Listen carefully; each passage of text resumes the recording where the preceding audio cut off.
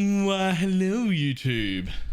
This is BalorMage again, and I thought I'd jump on the train of Atlas passive trees and what I'm starting. So, I have a few thoughts that are slightly different from other people. And I'm going to be starting my tree slightly different to other people. And I'm going to explain why, and then I'm going to explain what you should do. Or at least what I think you should do. For starters, I'm not actually taking the essence nodes. And I am fully aware that this might be a mistake. But because I'm starting in a small group, I believe that our group is going to have enough essences to craft all of our early gear with essences that we want.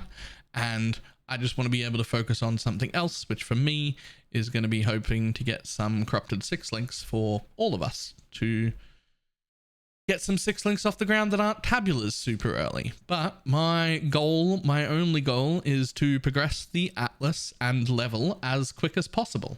So on that node, I have taken still the 3 map things.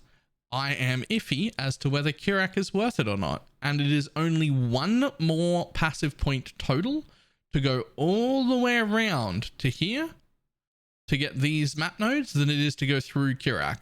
And I can still get this 1 point notable. It may turn out when we start playing that this 60% increased Atlas scouting reports found in area is actually worth it, and we should have gone through there. And if it is, that's just a risk I'm taking right now because we haven't had Kirak. We don't know. We don't know if that's going to be strong enough to take. We don't know if it's going to be a waste of points. What I do know is that it's probably not going to be in my endgame tree. And so this is probably going to save me 6 respec points, which is nice. There's an argument to be made for not even taking this one on the side because it's another 6 respec points, but I'm not risking the lack of map progression for the sake of 12 regret orbs. I'm just not doing that. So without going essences, what am I going for after maps? So I'm getting strong boxes and harbingers, and this shrine one, harbingers again. I will take these extra travel nodes on harbingers, but not until later in my tree.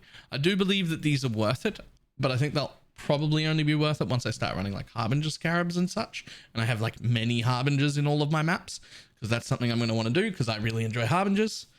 So I will probably take all of those minor nodes, but not until later. We are taking the Abyssal Army nodes. We are taking this Abyss node as well. I think the +3 level Abyssal Depths will be really nice for higher item level bases super early. We are going up here for the King Harbingers. We are going through here to get the Strongbox Scarabs, and the Strongboxers are all rare, so that I hopefully end up with some 6-links. And then I'm going to come through here and grab my Abyssal Jewels, have 20% chance to be corrupted and have 5 or 6 random modifiers because I think that is good. And then the Flash Breach and with a Grasp will come last. Now what's important for me is that this is my super early tree. This is what I expect to have on day 1. I expect by day 3 of the league, I will have respec'd this entire tree into some sort of end game tree. But for now, this is what I'm doing. So, what do I think you should do? Here's the thing. Any person, anyone who showed you any tree and has guaranteed you this is the absolute best tree, you should definitely take it, is full of shit. Every single one of us is guessing. I have absolutely no idea what you should do.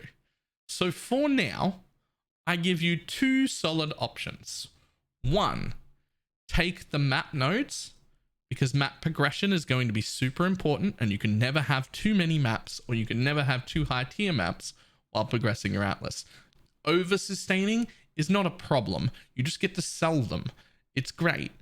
There's no such thing as over sustaining in an early league. That's never happened. You've never had too many high tier maps. So I believe that that's a pretty safe option. And then you get 2 options from there. Either you take nothing to save your respec points, and on day 2 or 3, when me and 50 million other content creators all put out videos over the course of a few days, so showing you passive points working, having them tested, knowing what we're doing, knowing what we're talking about at that point, pick one strategy from there. Or and this is my preferred strategy, I think you should just look for the mechanics you enjoy and just take them. I have a very, very strong suspicion that the best options compared to your randomly chosen options will only be, you'll be about 70% as efficient as the like 100% efficient min-maxer. This entire tree looks really gross. It all looks good except the labyrinth trial. You're wrong if you take the labyrinth wheel, don't do that. But other than that, pretty much every mechanic looks really good. So if you really like Legions, spec into Legions. If you really like Syndicate, spec into Syndicate. If you really like Breach, spec into Breach. If you really like Metamorph, spec into that. I actually don't think it matters. I think all that matters is that you pick the ones that you're going to have the most fun with, which is essentially what I've done. I really enjoy Abyssus because they hum with a ton of mobs now. I actually used to hate it back in the day. It used to have very little mobs and I used to hate it. But all I ever want to do in this game is murder as many mobs as I can, as quick as I can. And so for me, that looks like in the early game, Harbingers, Abyss, Strongboxes. They're all free. They don't require Sextants. They don't require Scarabs.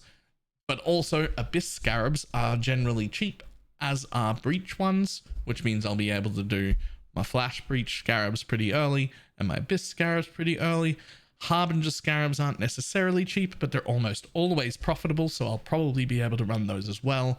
Ambush Scarabs are always pretty cheap, and I'll be able to run those. So that's what I've chosen. The things that I think for the minimum amount of investment early on in the league, I will be able to juice my map up with as easy as possible. So that's what I've picked. If I happen to get a gull, I will probably take this second shrine wheel that's right here because I think it's really, really good, but only if you've got a gull. And honestly, even this area contains an additional shrine is a questionable at best point. I will probably take it somewhere towards the end, somewhere in like early to mid yellow maps. I probably don't need that early. Otherwise, this is what I'm doing. I will have a link to this tree in the description just in case you care. But frankly, I think at this point, when it comes to the Atlas,